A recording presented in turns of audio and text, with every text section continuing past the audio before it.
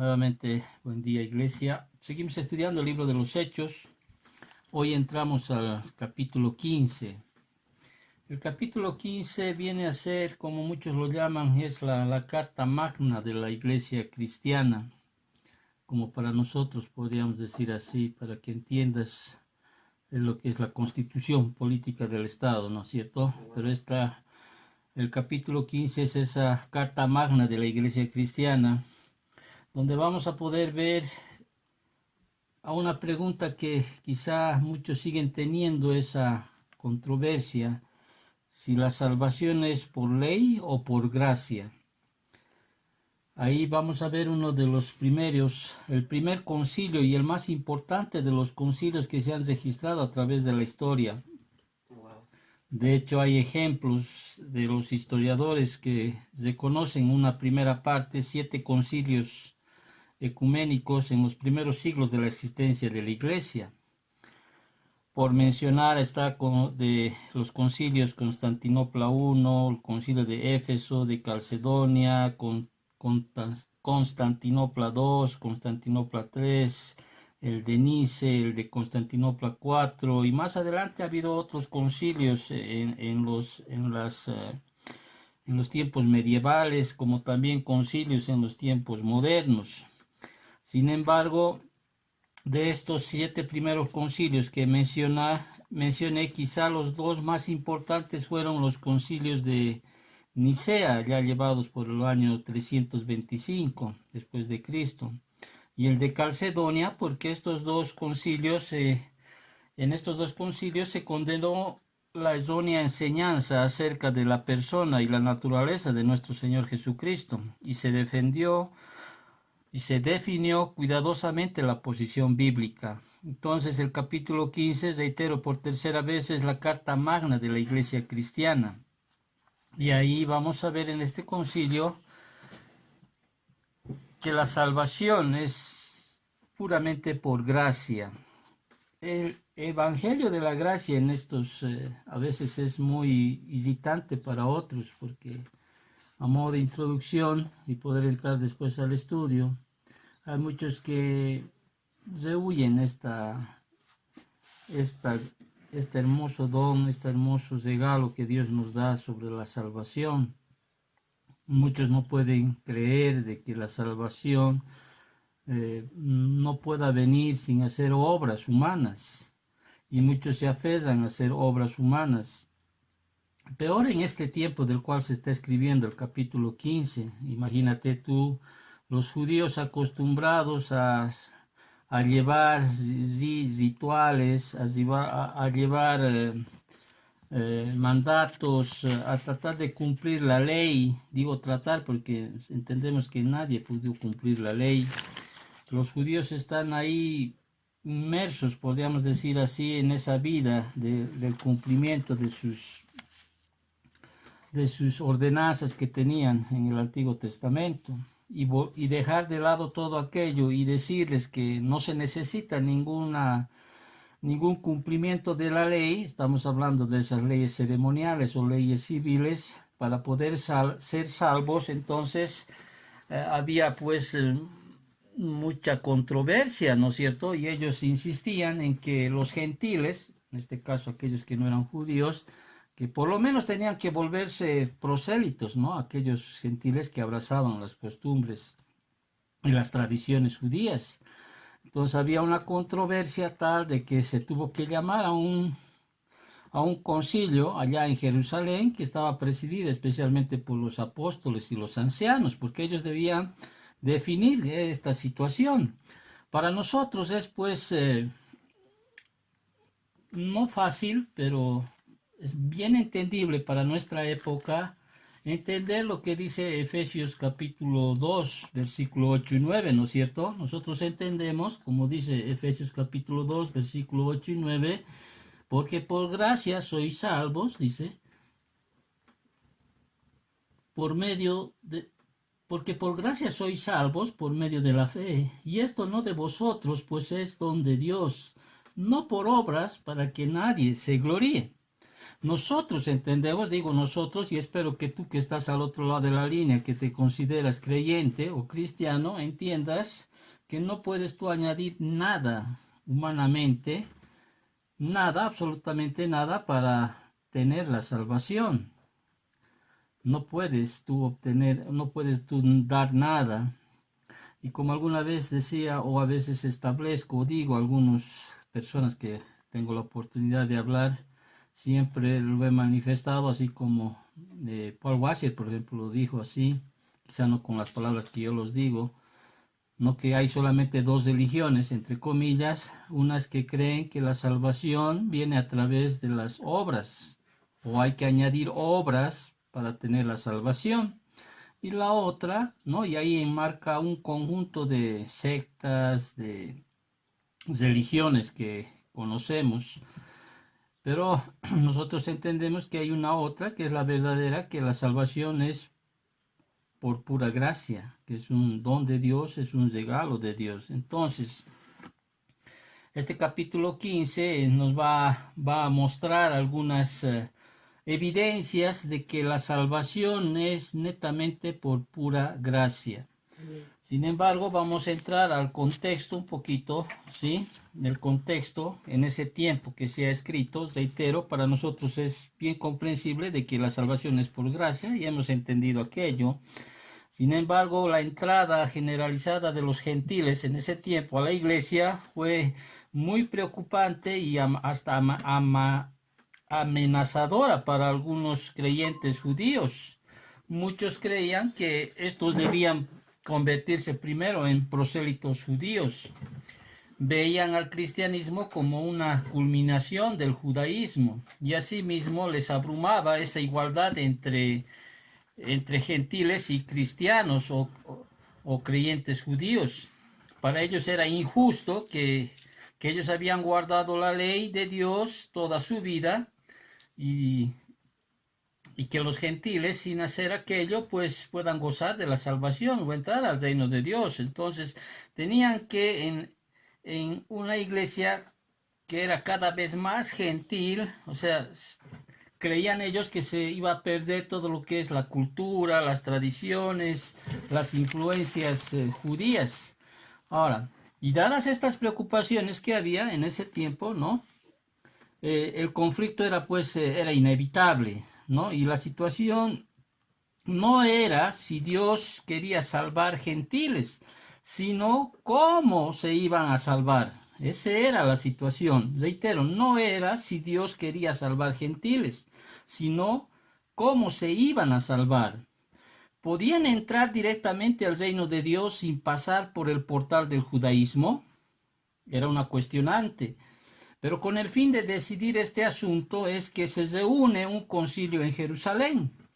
Y el estudio que vamos a hacer en el capítulo 15 del libro de los Hechos, ahí vamos para un mejor estudio, para un mejor entendimiento de lo que ha sucedido en este concilio, vamos a ver 4 características, los vamos a dividir en 4 características.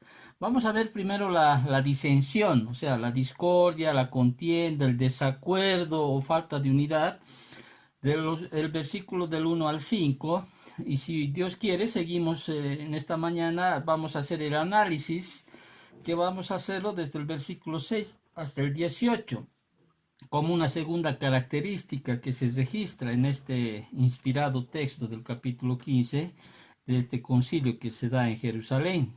Y más adelante, si Dios así lo permite, la siguiente semana culminamos el capítulo 15 con la decisión, que va del versículo 19 al versículo 29 y seguidamente terminamos con una última característica de este concilio, que es el desarrollo, versículo 30 al 35. Digo esto para aquellos que quieran tomar apuntes y puedan tener un contenido del capítulo 15. Entonces, dicho esto, vámonos directamente a la primera característica que se registra en este concilio. Te acordarás tú la anterior semana en el capítulo 14, ya Pablo y Bernabé, ¿qué hacen? Retornan a Antioquía, ¿no es cierto? En su primer viaje misionero. Están allí y en el versículo 28 del capítulo 14 dice que ellos se quedaron allí mucho tiempo con los discípulos. Sin embargo, el capítulo 15 inicia con el siguiente tenor en el versículo 1. Dice, entonces dice, algunos que venían, de Judea, enseñaban a los hermanos, si no os circuncidáis, dice, conforme al rito de Moisés, no podéis ser salvos. Imagínate tú. Si no te circuncidas, les está diciendo, aquellos que habían aprendido doctrinalmente que la salvación es por pura gracia y que ellos no tenían que cumplir la ley de guardar la ley, ¿no?, de Moisés o ningún otro mandato, que la gracia, que a través del evangelio de la gracia ellos podían ser salvos. Sin embargo, vienen algunos, ¿no?, de Judea, y que les dice que, miren lo que, parafraseando, les dice, no, ustedes en realidad no son salvos. ¿Por qué? Porque no han guardado la ley ni se han circuncidado. Entonces, pero antes de entrar al estudio de versículo tras versículo, tenemos que entender una cosa, que a través de la historia de la iglesia siempre va a haber falsos maestros, ¿no es cierto?, que incluso que han plagado a la iglesia toda clase de estamentos o de argumentos que no son nada bíblicos. Por eso, por ejemplo, en los tiempos que estamos escribiendo y más adelante, Pedro va a señalar a estos falsos maestros en la segunda carta de Pedro, en todo el capítulo 2. Asimismo, Pablo mismo, más adelante, cuando ya está dándoles un mensaje a los ancianos en el capítulo 20, versículo 29 y 30, que les dice, porque yo sé que después de mi partida entrarán en medio de vosotros lobos rapaces que no perdonarán al rebaño. Y de vosotros mismos, dice, se levantarán hombres que hablen cosas perversas para arrastrar tras sí a los discípulos. Y más adelante en las cartas incluso advierte a Timoteo, porque les dice, en esos tiempos habrá hombres que les prohibirán casarse, comer esto, comer aquello. Los corintios también tenían situaciones, por eso Pablo les dice, el reino de Dios no es ni comida ni bebida, sino justicia, paz y gozo. Entonces siempre a través de la historia, lo que tenemos que entender, aún nuestro Señor Jesucristo entendió que se van a levantar falsos profetas, falsos maestros, ¿no?, que van a plagar a la iglesia, ¿sí?, herejías, y una de las herejías más destructivas que puedes poner dentro de una iglesia es, entre comillas, y reiterando y haciendo énfasis, es la enseñanza de que la salvación es por obras humanas. Esa es una de las herejías más grandes que puede uno poner dentro de la iglesia. Decirles o enseñar de que para ganarse la salvación, ¿sí?, tú tienes que añadir obras a esa enseñanza. Entonces, capítulo 15, ya entrando, si tú estás al otro lado, tienes que tener tu Biblia en mano para que podamos seguir versículo tras versículo desarrollando la enseñanza de este capítulo 15, que es una de las enseñanzas, como decimos, como vuelvo a reiterar por cuarta vez, viene a ser la carta magna de la iglesia cristiana. Dice que algunos, dice, hombres, o sea, que venían de Judea, o sea, llevaron a Antioquía esta mortífera plaga espiritual, o sea, esta doctrina, según la cual, dice, enseñaban a los hermanos, o sea, estaban enseñando ya a los hermanos, a cristianos, a creyentes, y les decían, si no circuncidáis conforme al rito de Moisés, no podéis ser salvos. Ahora, no solo implica aquí el circuncidarse. Si bien estos hombres que estaban enseñando, estos no tenían, por ejemplo, estos no tenían la autorización de la iglesia, ¿no?, de los apóstolos, de la iglesia de Jerusalén, porque el versículo 24, si tú ves en el capítulo 15, ahí dice aquello, porque dice, por cuanto hemos oído que algunos que han salido de nosotros, a los cuales no dimos orden, os han inquietado con palabras, perturbando vuestras almas, mandando circuncidaros y guardar la ley.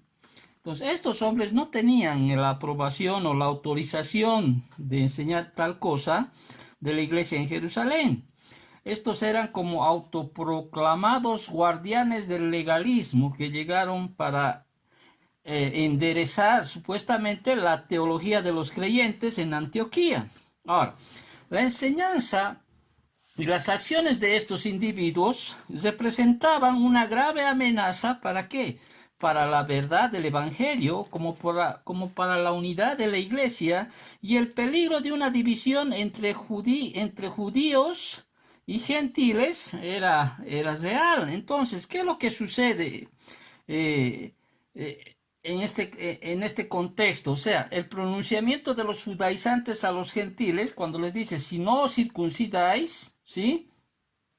Creó realmente un gran revuelo en la iglesia de Antioquía. ¿Por qué? Porque a los gentiles que ya creían ser salvos solamente por medio de la fe en Cristo, se les informaba ahora que su salvación no era válida. Imagínate, les están diciendo, no es válida su salvación. Entonces, en el versículo 2 del capítulo 15, como buenos pastores que eran Pablo y Bernabé, acudieron a esa defensa de su rebaño y tuvieron, ¿qué dice? Y como Pablo y Bernabé tuviesen, dice, una discusión y contienda no pequeña con ellos. No pequeña con ellos. Entonces hubo tal discusión, y no nos dice obviamente cuál fue el contenido de esa discusión y esa contienda, pero sí nos dice que fue grande esa discusión, fue grande porque dice no pequeña con ellos, ¿no?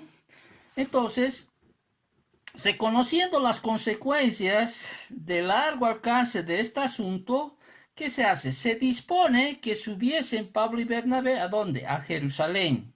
Y algunos otros, o sea, de los apóstoles y los ancianos, para tratar esta cuestión. Entonces, este asunto se volvió vital, que no se podía determinar o solucionar en esa congregación local, allá en Antioquía. Entonces, la decisión debía tomarse ¿en dónde? En Jerusalén. ¿Por parte de quiénes? De los líderes de la iglesia ordenados por Dios. ¿Y estos quiénes eran? Eran los apóstoles y los ancianos, aquellos que habían puesto el fundamento de la iglesia. Entonces, a través de esa discusión, o sea, de esa contienda, que no era muy pequeña, se dispone que Pablo y Bernabé, ¿no?, vayan o subiesen a Jerusalén, y algunos otros de ellos. Por ejemplo, Tito estaba entre estos hermanos, así lo podemos ver en Gálatas capítulo 2, versículos 1 y 3, ¿no? Entonces, la delegación de estos hombres de confianza partió ¿para dónde? Para Jerusalén. Ahí en el versículo 3 dice, ¿no es cierto? Y ellos, ¿no? ¿Quiénes ellos? Pablo, Bernabé y algún otro hermano, ¿sí? Pues habiendo sido encaminados por la iglesia, ¿qué iglesia? La iglesia de Antioquía, ¿no? Pasaron, dice, por Fenicia y Samaria, y contando la conversión de los gentiles, y causaban gran gozo a todos los hermanos. Entonces, la noticia de la conversión de los gentiles produjo, dice, gran gozo a todos estos hermanos. Pablo y Bernabé consiguieron el apoyo a su paso, no solamente de la iglesia de Antioquía, sino también de las de Fenicia y de Samaria, donde apoyaron la doctrina apostólica de la salvación solo por fe, tanto para judíos como para gentiles. Y en el versículo 4 del capítulo 15, por fin la delegación de Antioquía llegó ¿a dónde? A Jerusalén, donde, dice, el versículo 4, llegados a Jerusalén, fueron, dice, recibidos por la iglesia y los apóstoles y los ancianos, y refirieron todas las cosas que Dios había hecho con ellos. Entonces, llegan a Jerusalén, ¿no es cierto? Y ahí dice que tanto Pablo, Bernabé, sí, refirieron, dice, todas las cosas que Dios había hecho con ellos. ¿Te acordarás la anterior semana cuando habíamos estudiado que ellos realmente había humildad en ellos, y ellos reconocieron que era Dios que habían hecho esas grandes cosas? Entonces, todo eso habían manifestado a estos líderes, a los apóstoles y a los ancianos, ¿no? Sobre sus luchas y triunfos que se dio por causa de Cristo. Y todo eso habían referido a los apóstoles y a los ancianos. Cuando digo apóstoles y ancianos, me estoy refiriendo, quizá entiendo, porque el texto nos menciona a los apóstoles, entiendo que todos los apóstoles estaban ahí en Jerusalén, ¿no? Ya estaban ya presidiendo, podríamos decir así, el concilio. Pero lo que habían manifestado tanto Pablo como Bernabé, de todas las cosas que Dios había hecho a través de ellos, no a todos, o sea, no todos se pusieron felices con ese relato que Pablo y Bernabé habían dado. A algunos les horrorizó el informe de los gentiles que no estuvieron observando la ley de Moisés. Por eso, fíjate en el versículo 5, dice, pero algunos, dice, de la secta de los fariseos que habían creído, se levantaron diciendo, es necesario circuncidarlos y mandarles que guarden la ley de Moisés. Había todavía esa renuencia, ¿no? Ahora, algunos que habían creído, dice, y ahora hay una controversia, o sea, hay una lucha de entendimiento en esto, porque algunos aseguran o creen que estos no eran verdaderos cristianos. Pero sin embargo aquí dice algunos que habían creído, ¿sí? O sea, en el Evangelio. Entonces, y algunos manifiestan que sí eran creyentes, pero que eran esos creyentes débiles en la fe. Sin embargo, tenemos que entender una cosa. Estos del versículo 5, ¿sí? Podrían no haber sido hermanos, o sea, verdaderos creyentes, ya que enseñaban que la circuncisión se exigía para recibir salvación. Por tanto, mezclar las obras humanas con la fe anulaba la gracia. Romanos 11:6. O sea, agregar algo a Cristo como necesario para la salvación, por ejemplo, en este caso, la circuncisión o cualquier obra humana de cualquier tipo, es negar que Cristo sea el Salvador completo. Es poner algo humano a la par con él, sin duda convirtiendo eso en el punto final. Romanos, por ejemplo, capítulo 3, versículo 28, dice así, y cito, concluimos pues, dice, que el hombre es justificado por fe, sin las obras de la ley. Eso entendemos nosotros, ¿sí? También tenemos todo el canon de la Biblia, tenemos todas las cartas del apóstol Pablo que se escribió, de Pedro, de Judas, que nosotros entendemos que la salvación es por pura gracia, por medio de la fe, ¿no es cierto? Eso entendemos, pero fíjate, en ese tiempo, o sea, hay esa lucha, ¿no? Y muchos de estos que creyeron, dice, pues ellos reclamaban o ellos decían que enseñaban que la circuncisión debía exigirse para recibir salvación. Ahora, quizá en este tiempo, un poquito pausando el ritmo de mi enseñanza, hay muchos que en el otro lado de la vereda de los cristianos, de los verdaderos cristianos, siguen argumentando, quizá no en la circuncisión en este tiempo, pero siguen poniendo obras humanas queriéndose ganar la salvación. ¿No es cierto? Entonces siguen poniendo, pero yéndonos a este tiempo, algunos estaban exigiendo realmente que para ser verdaderos cristianos o ser salvos verdaderamente o entrar al reino de Dios, ellos debían cumplir la ley, ¿sí? Y específicamente aquí se está hablando de la circuncisión, pero nosotros entendemos que eso ya no es dado, ¿no es cierto?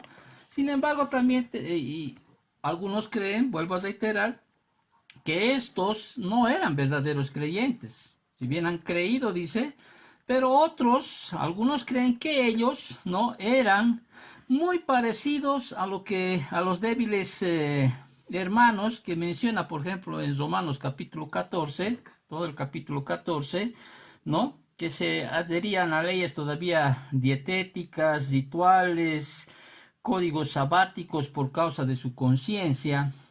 Y obviamente tampoco ellos podían dejar, o sea, inmediatamente podríamos decir así, dejar de guardar la ley mosaica como su estilo de vida. Para ellos también era difícil, habría que entender eso, ¿no? Si hasta el día de hoy muchas veces hay creyentes que no quieren comer un rosquete, ¿no? Para que tú me entiendas, o no quieren comer un anticucho ahí donde está una fiesta pagana, ¿sí? Por causa de ese temor, podríamos decir así, que está consagrado a ídolos.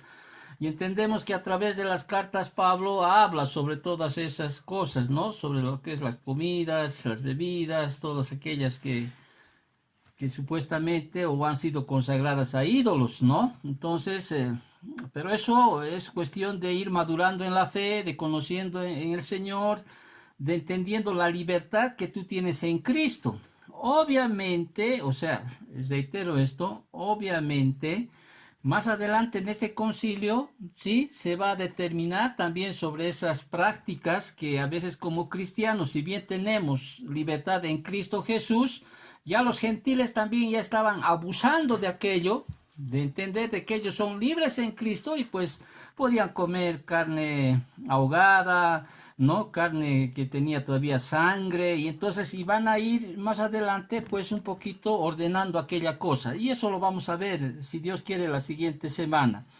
Entonces, pero aquí la cuestión es que si eran verdaderos cristianos, pero no habían entendido la libertadora verdad de que las sombras ceremoniales y los rituales del Antiguo Testamento habían quedado atrás.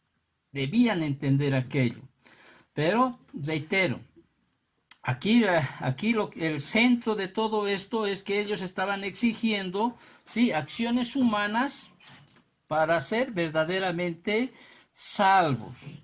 Ahora, una pausa para aquellos que estudian, especialmente en el capítulo, aquellos que siguen la enseñanza. Los fariseos, por ejemplo, a diferencia de los antiguos rivales que eran los saduceos, ¿no? Podían volverse cristianos y retener muchas de sus creencias distintivas. Por ejemplo, los fariseos creían en la interpretación al pie de la letra de las escrituras, en la resurrección literal, creía en la vida después de la muerte y en la existencia de los ángeles, lo que era contrario a las creencias de los saduceos. Entonces, por tanto, ellos tenían en común las convicciones básicas de los cristianos. Lo malo quizá de los fariseos siempre fue, y lo estableció nuestro Señor Jesucristo en los evangelios, lo malo era que era ese extenso uso de la tradición oral que tenían los fariseos. Ellos generalmente hacían caso más a lo que habían oído de sus antepasados. Por eso el Señor Jesús siempre les había manifestado y les recriminaba: oísteis que fue dicho, porque ellos hacían caso mucho más a esa tradición oral que venían de generación en generación. Sin embargo, aquí tenemos que ser claros. Los creyentes del Nuevo Testamento están libres de la carga insoportable de guardar todo el ritual del Antiguo Testamento. No están sin ley de Dios, sino bajo la ley de Cristo. Eso dice 1 Corintios 9:21. Ahora, eso obviamente no te da licencia para qué, para pecar en esa libertad cristiana. Por eso Pablo va a dar esa enseñanza en la carta a los Romanos, en el capítulo 6. ¿Sí? Va a dar esa enseñanza, donde ahí él establece más claro esta enseñanza. Entonces no tenemos libertad para pecar, ¿sí? Por el mismo hecho de que, bueno, la salvación es puramente por gracia. Entonces, entiendo que están entendiendo la primera parte, la disensión que hubo, ¿no? Esa discordia, esa contienda, ese desacuerdo, ¿no? Pero más adelante se va a hacer ahora, una segunda característica de este concilio, es ese análisis. Y en ese análisis, o sea, después de recibir a los hombres de Antioquía, en este caso Pablo y Bernabé, Se reunieron, obviamente en privado con ellos, los apóstoles y los ancianos, dice, para conocer de este asunto de la salvación. Fíjate el versículo 6 en tu Biblia, dice así. Y se reunieron los apóstoles y los ancianos para conocer de este asunto. ¿Cuál es este asunto? De la salvación. ¿Sí? Los líderes. Ahora aquí hago una pausa. ¿Quiénes se reúnen aquí? Los líderes, no la congregación. Los líderes decidirían este tema bastante explosivo y potencialmente divisivo. E incluso, dice, fíjate, fueron capaces de llegar a una decisión solo después de mucha discusión. Fíjate el versículo 6, dice. Versículo 7 dice, y después de mucha discusión, o sea, no fue tampoco algo tan fácil, ¿no es cierto? Ahora, obviamente, no Lucas, aquí en el registro que hace, o sea, Lucas no satisface nuestra curiosidad al darnos ese relato de esa reunión. No nos dice qué es lo que discutieron, pero sí dice que hubo mucha discusión. Quizá habrá habido, cada uno habrá defendido su posición, ¿no es cierto? Yo me imagino en este sentido, no está obviamente aquí escrito, quizá habrían dicho, pero es necesario que por lo menos sea un prosélito para ser salvo, porque Cornelio fuera uno que, bueno, temeroso de Dios, que abrazó quizá las costumbres judías, el etíope también, ¿no? Pero sin embargo, o sea, Lucas, ¿qué hace? Resume su relato con toda la congregación ya reunida para oír la decisión de sus líderes. Y esa decisión fue anunciada en una serie de discursos. ¿Por parte de quién? 4 personajes salen a la luz a partir del versículo 7 que van a dar muestras o que van a dar o van a presentar pruebas de que la salvación es únicamente por gracia. Y van a ser Pedro, en principio, Pablo y Bernabé y Jacobo, el que estaba presidiendo ahí, o se entiende que era el pastor principal, podríamos llamarlo así, o el pastor que estaba a cargo de la iglesia en Jerusalén, o el medio hermano de Jesús, para que tú puedas conocerlo. Entonces, cada uno, ¿no?, de estos líderes expuso o sea, de estos líderes, en este caso estoy hablando de Pedro, Pablo, Bernabé y se me fue el otro, y Jacobo, ¿no?, expusieron la verdad de que la salvación es totalmente por la gracia soberana de Dios mediante la fe, aparte de cualquier ritual o de guardar la ley.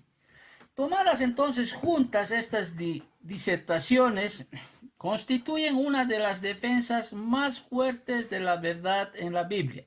Ahora, los discursos de Pedro, Pablo, Bernabé y Jacobo presentan 6 pruebas de que la salvación es únicamente por gracia.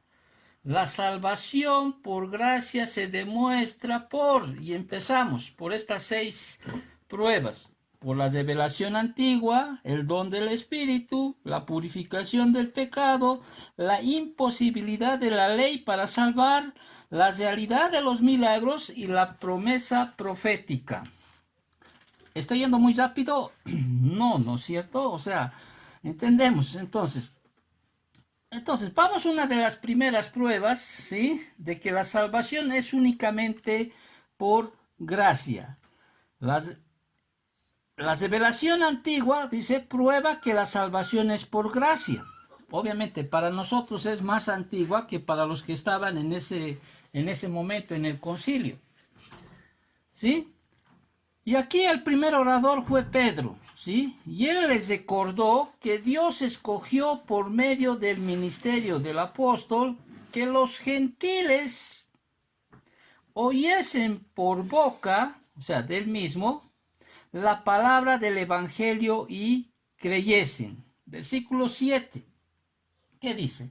Y después de mucha discusión, dice, ahí está el primero, el primero que da una prueba de que la salvación es únicamente por gracia. Dice, Pedro, dice, se levantó y les dijo, varones hermanos, vosotros sabéis que como ya hace algún tiempo que Dios escogió que los gentiles oyesen por mi boca la palabra del Evangelio y creyesen. ¿Te acordarás tú en Hechos capítulo 10, ¿no? Con ese relato de Cornelio, ¿no? Centurión, ¿te acuerdas? Que fue en ese asunto, los gentiles llegaron, o sea, a ser cristianos, a ser salvos, ¿no es cierto? Y estos no habían ni siquiera no se habían circuncidado ni habían guardado las leyes. Estoy hablando de leyes civiles o leyes ceremoniales, porque obviamente, reitero, las leyes morales, o sea, los 10 mandamientos, es más, 9 de los 10 mandamientos las seguimos nosotros guardando. Y la guardamos porque la gracia ya está en nosotros, tenemos esa gracia. Aunque sin embargo podemos, de alguna manera, a veces quebrantar, porque es muy complejo y muy complicado guardar la ley perfecta. Muy bien, entonces, su punto de Pedro fue simple y directo, ¿sí? Los legalistas no tenían ningún derecho de exigir a los gentiles lo que Dios no exigía. Y podríamos retornar al capítulo 10 del libro de los Hechos, pero no lo voy a hacer, ¿no? Entonces, aseveró que este problema, está diciendo acá, ya fue resuelto años atrás, para nosotros siglos, ¿sí? Cuando Dios salvó a Cornelio y a su casa, aparte de la circuncisión, de guardar la ley y de los rituales, él ya resolvió el asunto, ¿sí? Y Pedro está dando esa certeza. Él les está diciendo en el versículo 7 que los gentiles oyesen por boca, o sea, de él, la palabra del Evangelio y creyesen. Entonces, una primera prueba de que la salvación es únicamente por gracia, Pablo la está dando. Y le está diciendo, es pura gracia. No necesita circuncidarse, no necesitan guardar la ley, no necesitan hacer rituales, ¿sí? Porque Dios ya estableció, o sea, ya dio ese consentimiento, o sea, ya abrió esa puerta para que los gentiles sean salvos, sin hacer ninguna cosa de las que estos estaban exigiendo o habían estado enseñando.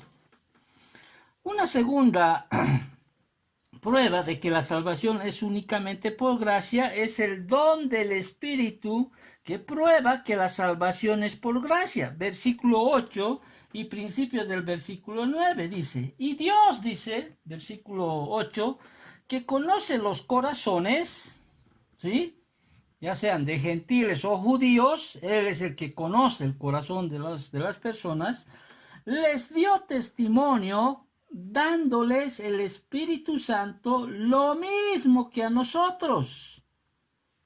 Y ninguna diferencia hizo entre nosotros y ellos. ¿Te das cuenta acá? Pedro les está diciendo que el don del Espíritu pertenece, obviamente que pertenece únicamente a los redimidos, así lo establece Romanos 8:9, Primera de Corintios 6:19, Primera de Corintios 12:13, Gálatas 3:14, Gálatas 4:6, por citar algunos versículos, ¿no? Que el don del Espíritu pertenece únicamente a los verdaderos redimidos, y para que nadie cuestionara si ellos recibieron el Espíritu, Pedro, ¿qué hace? Continuó recordándoles que, dice, ninguna diferencia hizo entre nosotros y ellos. Los gentiles tuvieron la misma experiencia que ellos, hablando en lenguas, como habían hecho los creyentes judíos en Pentecostés, ¿te acuerdas? Los gentiles también habían manifestado esa señal que se daba en ese tiempo, ¿sí? Recordemos, el libro de los Hechos es un libro descriptivo, no prescriptivo. Ya habíamos hablado de aquello. Y eso demostró que habían recibido el Espíritu, lo que a su vez afirmó que su salvación era verdadera. Entonces, Esta segunda prueba que Pedro da, ¿sí?, establece que ellos no necesitaron circuncidarse, no necesitaron cumplir rituales, ¿no? O hacer alguna o cualquier exigencia de guardar la ley. Ellos también recibieron el mismo don, o sea, recibieron el Espíritu Santo tal como ellos lo habían recibido en Hechos capítulo 2. Amén. ¿Me están entendiendo, no es cierto? Sí. Entonces, Pedro está dando también esta segunda prueba de que la salvación es únicamente por gracia. Pero no bastando eso, también le está dando una tercera prueba de que la salvación es únicamente por gracia, ¿no? Que la purificación del pecado prueba que la salvación es por gracia. Por eso el versículo 9 al final termina y dice, purificando por la fe sus corazones.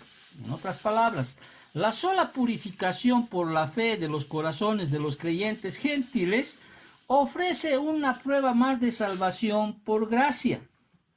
Nosotros ya conocemos, obviamente, lo que ellos no conocían en ese momento, cuando Efesios 2, 8 y 9, que leía a un principio antes de dar la enseñanza, había dicho que por gracia sois salvos por medio de la fe, y esto no de vosotros, pues es un don de Dios. Entonces, aquellos purificados de sus pecados son obviamente salvos, y Dios no purifica personas que no sean verdaderamente salvas. Tal purificación viene solo por gracia de Dios. Eso lo estableció, por ejemplo, más adelante Pablo a los Efesios, cuando les escribió a los Efesios, y en el capítulo 1, versículo 7, cito el versículo, dice, en quien tenemos redención por su sangre, el perdón de pecados según las riquezas de su gracia. Entonces Dios nos purifica del pecado, ¿sí?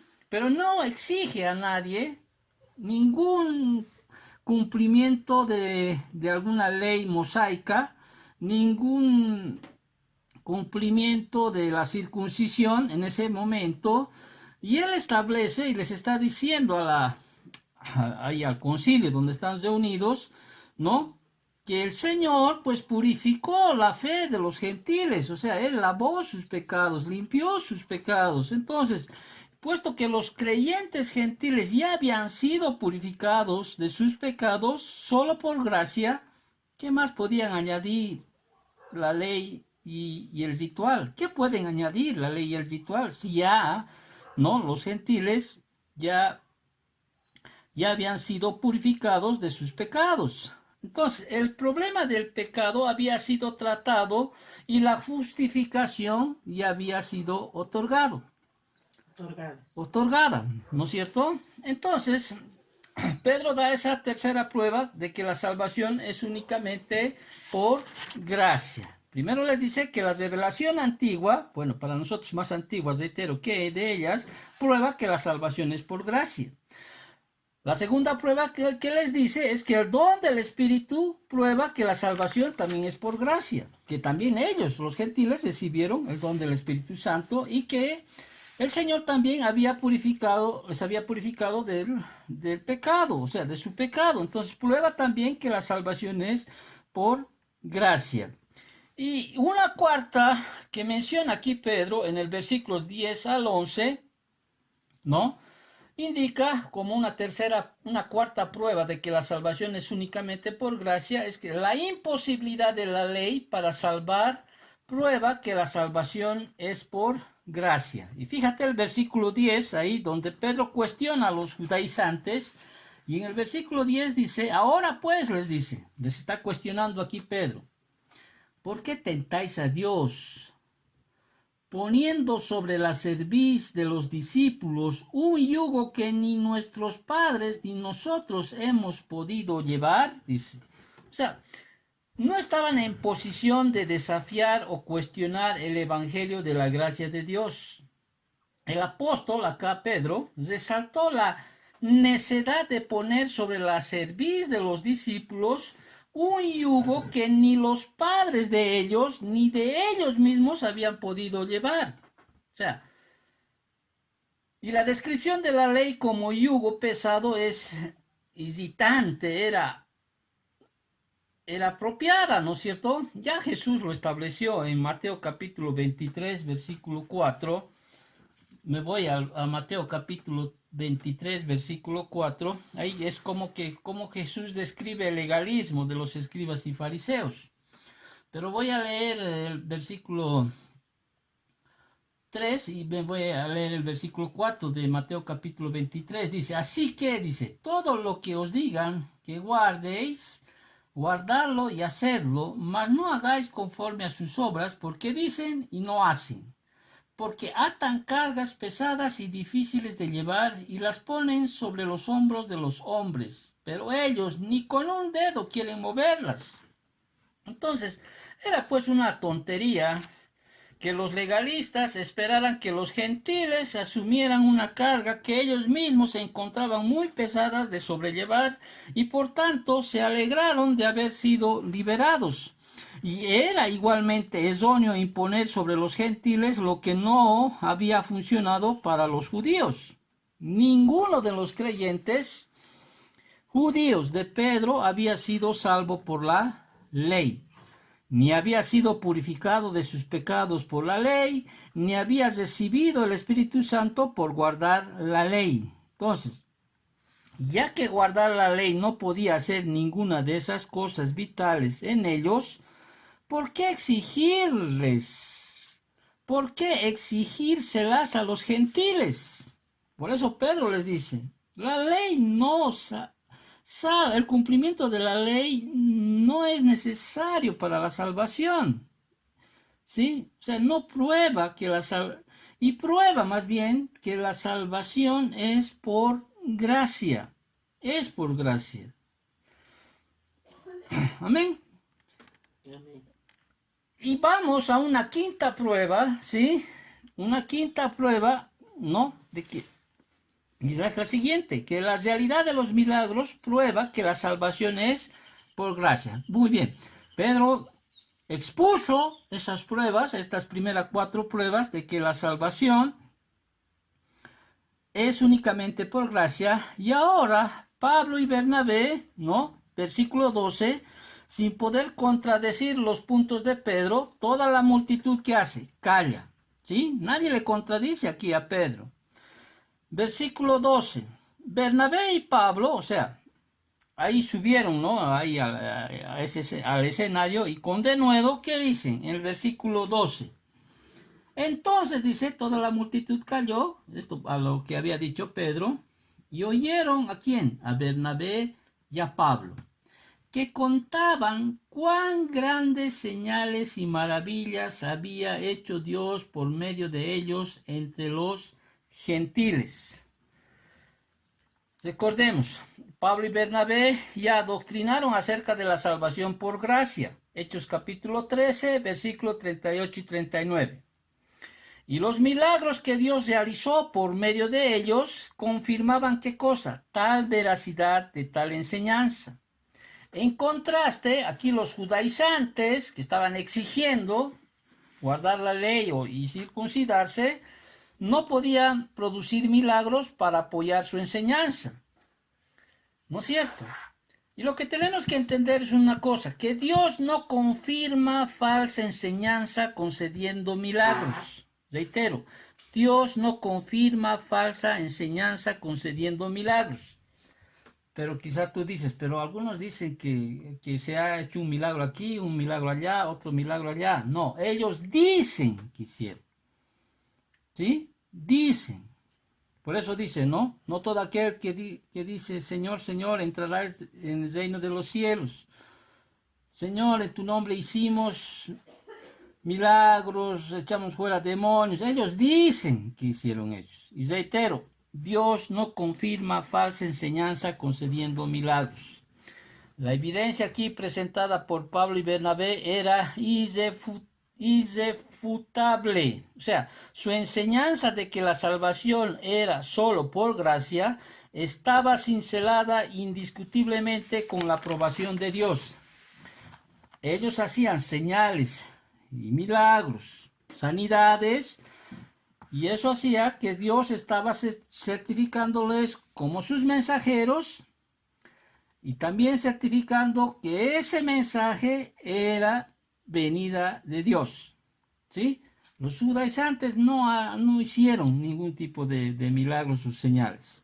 Entonces, una quinta prueba que se presenta aquí, que la salvación es únicamente por gracia, es la realidad de los milagros que prueba la salvación que es por gracia. Reitero, en ese tiempo había esta manifestación apostólica, este don apostólico en manifestación. Muy bien. Y terminamos ya en esta mañana, ¿sí? Mostrando una sexta prueba de que la salvación es únicamente por gracia. Y esto viene a través de las palabras de Jacobo. O sea, cuando Pablo y Bernabé callaron, dice, versículo 13, te vas a tu Biblia, y cuando ellos callaron, o sea, Pablo y Bernabé, Jacobo, o sea, conocido como Santiago, tal vez tú lo conoces, pronunció aquí el discurso final en defensa de la salvación por gracia.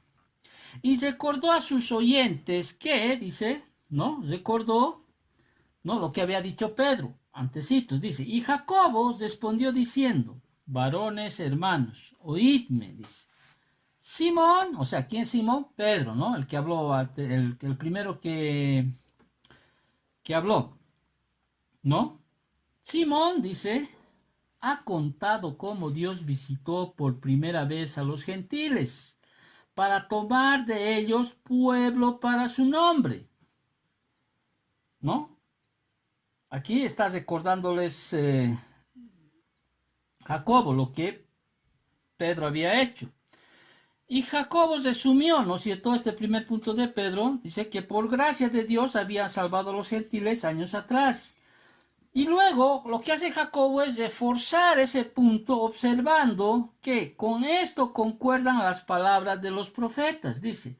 Y con esto concuerdan las palabras de los profetas como está escrito. ¿Y qué hace Jacobo? Cita un pasaje del Antiguo Testamento, ¿no?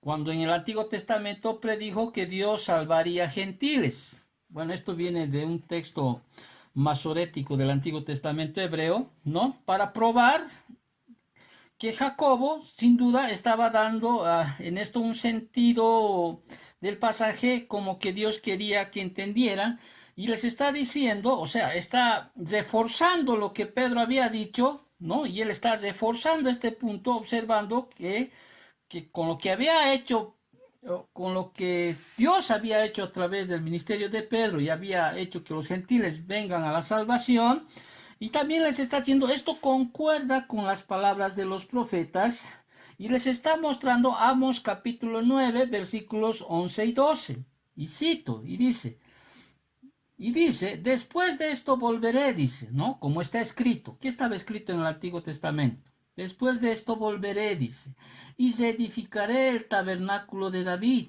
que está caído, y repararé sus ruinas, y lo volveré a levantar, para que el resto de los hombres, eso subraye, el resto de los hombres, busque al Señor. Y todos los gentiles sobre los cuales es invocado mi nombre, dice el Señor, que hace conocer todo esto desde tiempos antiguos. Si bien este pasaje de Amos, que cita aquí Jacobo, habla del reino milenial, ¿no? Aquí Dios asegura, cuando dice, reedificaré el tabernáculo de David que está caído y repararé sus ruinas y lo volveré a levantar. En este reino milenial, el resto de los hombres, dice, buscará ¿qué cosa? Al Señor, y todos los gentiles sobre los cuales es invocado mi nombre, dice el Señor, que hace conocer todo esto desde tiempos antiguos. Aquí está indicando que los gentiles serán salvos como gentiles, sin primero convertirse en judíos.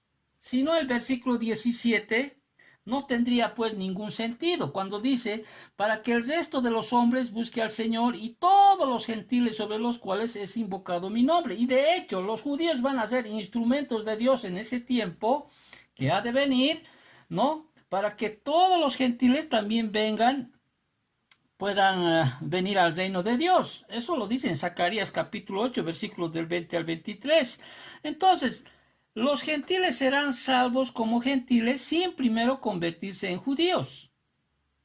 Ahora, la posición de Jacobo es que el profeta dijo que los gentiles estarán en el reino sin convertirse en prosélitos judíos. Y lo mismo es en esta época. Nosotros, los gentiles de esta época, no tenemos que volvernos pues prosélitos. O sea, prosélito es aquel que abraza las costumbres o creencias de los judíos, que no es judío de nacionalidad, ¿no? De nacimiento. Entonces, Pedro comenzó resaltando que los gentiles en el pasado fueron salvos por gracia. ¿No? Es lo que ha dicho, lo que ha pasado en Hechos capítulo 10. Y Jacobo está concluyendo acá, mostrando que ese también será en el caso en el futuro. En consecuencia, la salvación de los gentiles en el presente también debe ser únicamente por gracia.